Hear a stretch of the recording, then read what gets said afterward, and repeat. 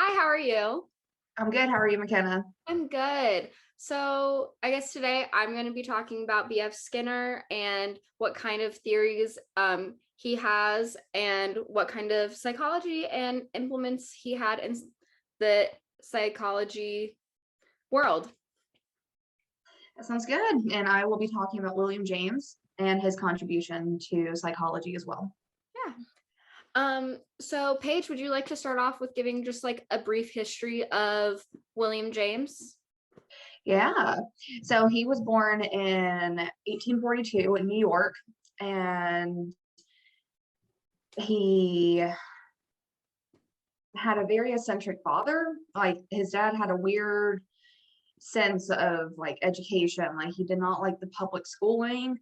Um, so he moved him to like England, Germany, and Paris in search of like that perfect education, but it was just never good enough. He tried to hire, you know, in school or in-home teachers. He tried to teach him himself, like nothing was just working. So he eventually just moved him back to the States.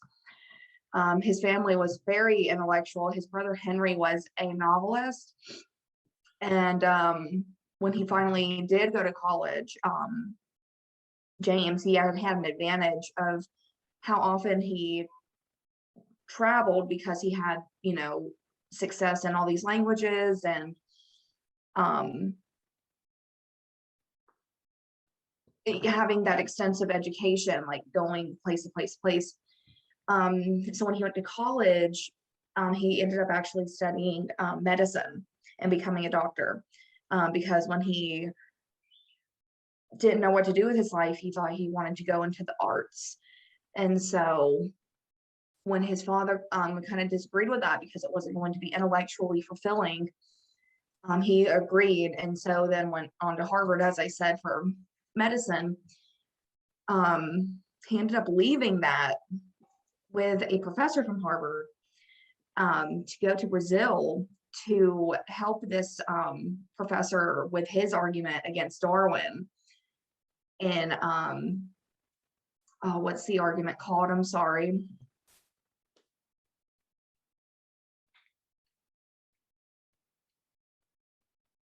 Evolution under natural selection. So they were going to go collect specimens from like birds and fish and like all this wildlife. And James was interested in like,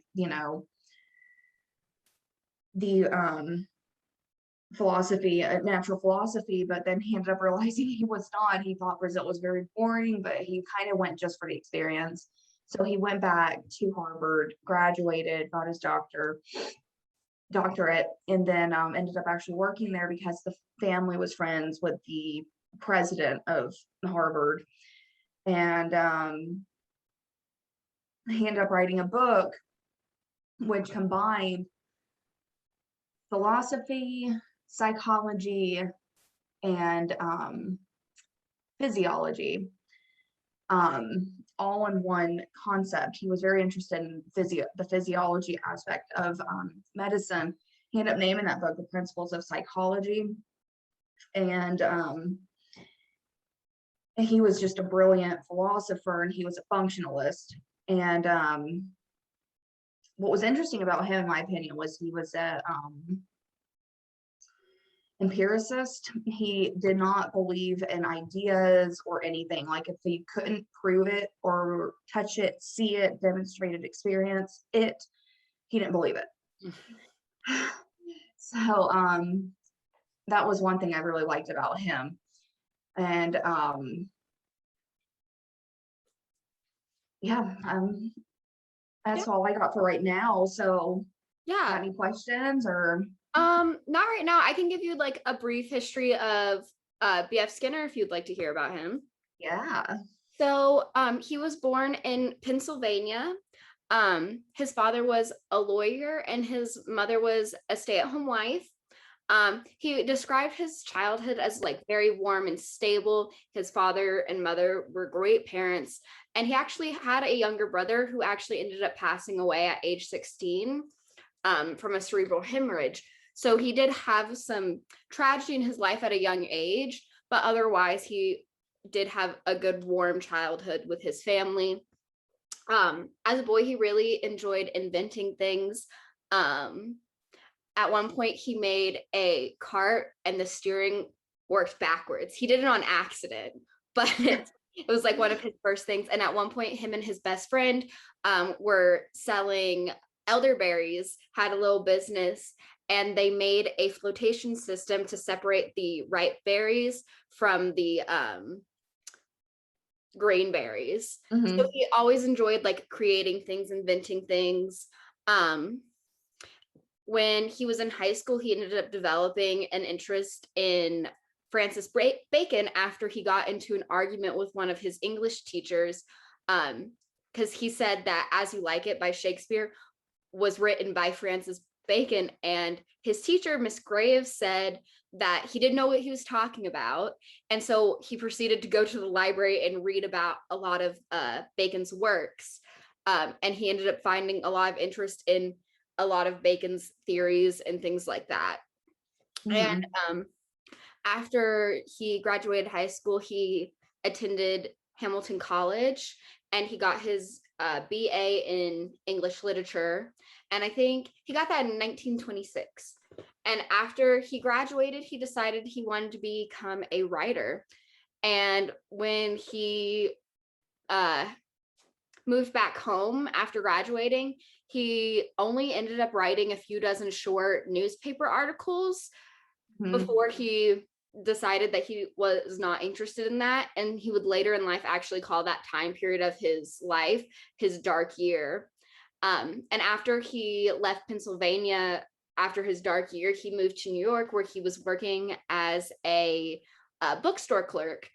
And while working in New York, he ended up discovering the works of Pavlov and Watson. And that's when his interest in psychology started, was through finding their works. And at age 24, he enrolled at Harvard in the psychology department. And while he was there, he ended up getting a mentor who was part of the newly formed physiology department.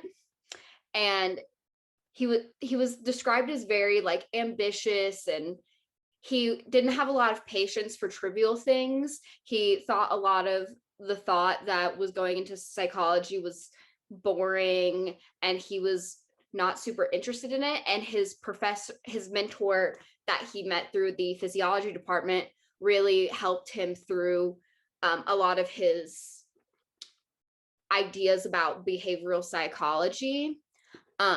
Once he received his PhD from Harvard, he ended up staying at Harvard for 5 more years through a fellowship, where he continued working on his beliefs and doing more research on operant behavior,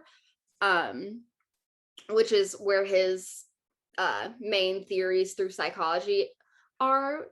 And then in 1936, he ended up marrying his girlfriend, Yvonne, and they moved to Minnesota, where he took a teaching position at the University of Minnesota.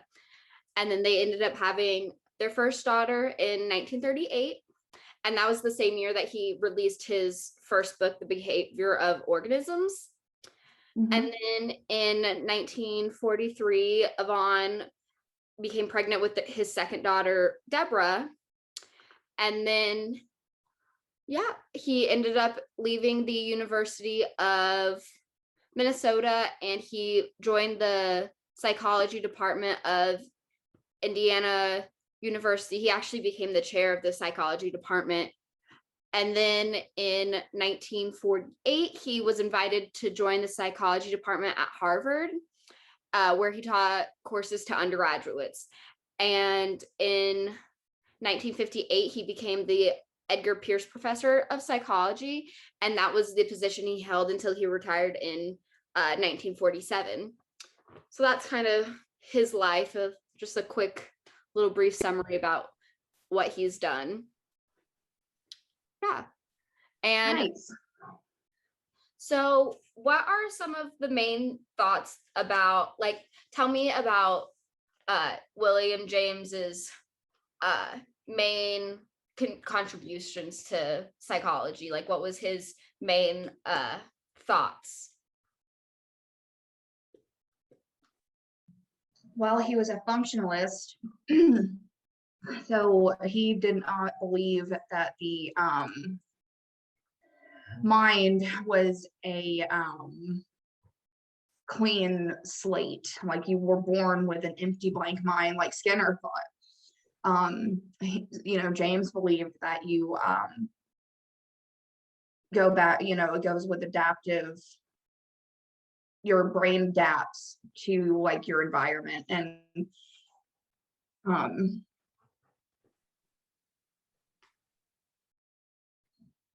basically Skinner thought that you were born, as I said, with a blank mind, and everything you do and think is because of what has happened in your life.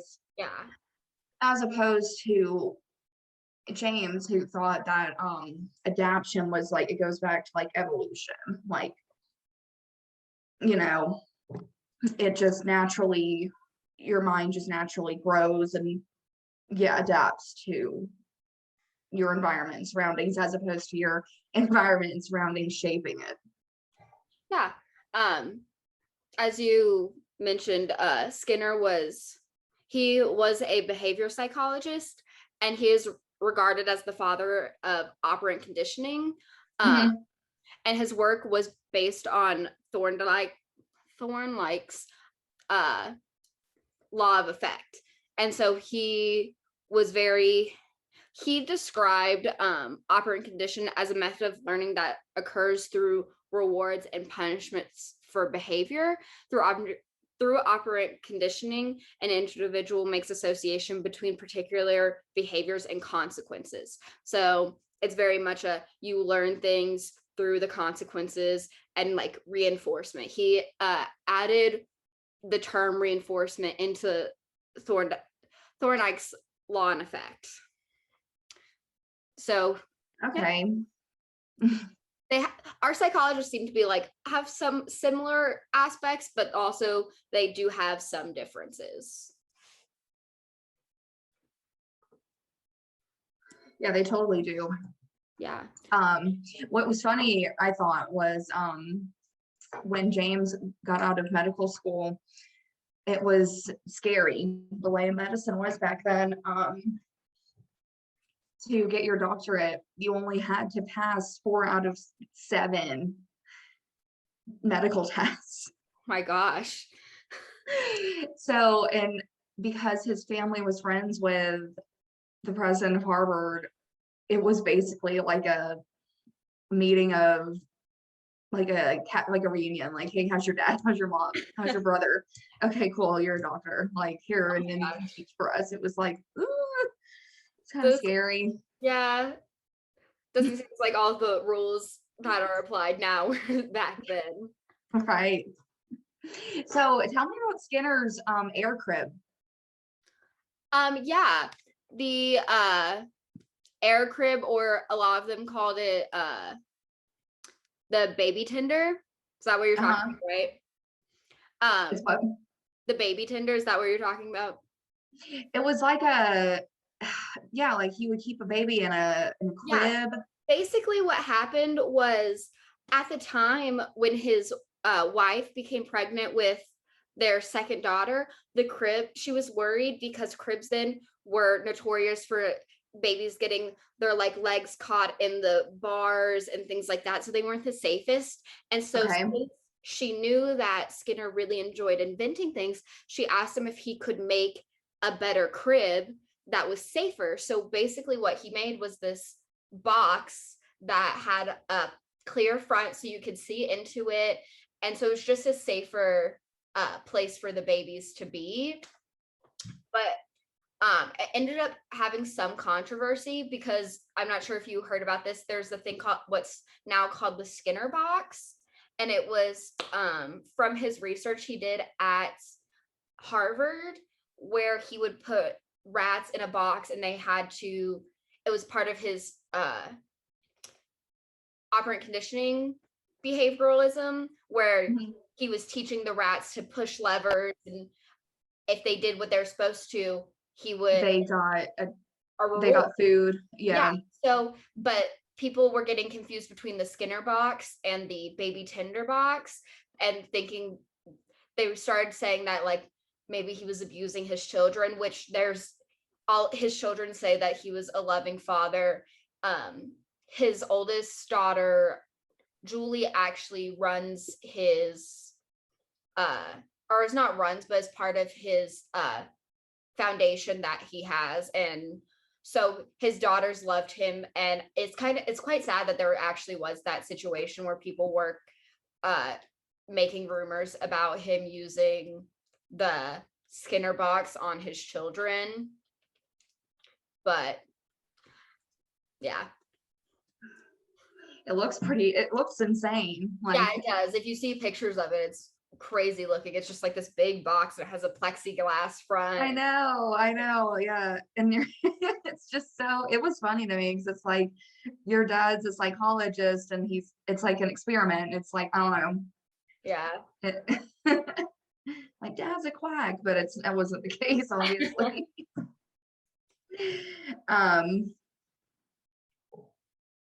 So James was best known as a philosopher. Mm-hmm. And again, he would always argue like the like religious beliefs, like by using like results of experience, or he would use any like kind of experience, like it has to be evidence proven, like you have to prove its existence of God by what the belief brings into one's life, or the thought of like living in sin, like original sin, like that's not something you could see or feel or experience. So he didn't necessarily believe in all that because, again, it was an idea. And like the human experience, like the Buddhists would say like the first noble truth is that the world is a world of sorrow and suffering. And he would totally disagree with that because he believes that all humans have experienced joy. Mm-hmm. So again, I really like that about him, because I don't really like ideas or the like idea of something that you can believe in without evidence. Like I totally support that. I totally support that. Yeah. And I know I briefly mentioned Skinner's Skinner box. And I just thought I would go into some more stuff about how that research he did regarding the Skinner box at Harvard ended up going into more of some of his bigger research. So after he left Harvard, he actually basically didn't do anything with the research he had from the rats and all of that testing he did at Harvard. He didn't use any of it for a really long time until about, I think it was in the maybe 1942, 1943. They were in the midst of World War II, and he wanted to do something to help. And at the time, they didn't have a way to guide missiles. And so he took... he would use pigeons, right? What's called the pigeon project. He used his theory of operant conditioning to train pigeons as to target as the missile. That's insane. Yeah, so it ended up not being used because he didn't know at the time they were starting to do research into radar. So it ended up never being used, but it is something that is part of operant conditioning, and him being the father of it is because of that research he did regarding the pigeon project and hopes to help out with World War II. Yeah. That is very interesting. Yeah. Whoever thought was he using pigeons to target missiles. So was he in the military? No, he was never in the military. He just wanted to help out because he wanted to do something for the cause. And yeah, so he Very just cool. was a kind person that wanted to use his brain to help. And because he just loved inventing things. Hmm. That's really neat. Yeah. Do you have anything else you want to add about James? I'm just trying to, yeah, I'm trying to think.